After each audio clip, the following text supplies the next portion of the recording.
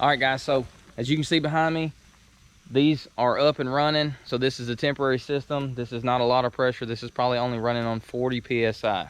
So this is a good temporary system that you can have set up. So the way this is, as you can see, the rain curtains, the curtains are covering almost a 25-foot radius. So you guys can kind of see how far those are coming. You can kind of see out in the drive here. So I mean, you're covering a good spectrum of area to be able to get this broadcast. The same thing for the other one on the other side. But in a sense, like I said, this is the way that it's going to work.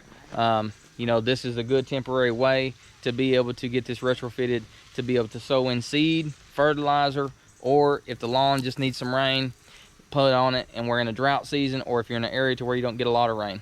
So guys, check it out. If you guys are interested, we can kind of do an instructional video of how this thing is built. If you will subscribe, like, hit the bell, and like I said, we'll upload some more videos and show you guys how this is done.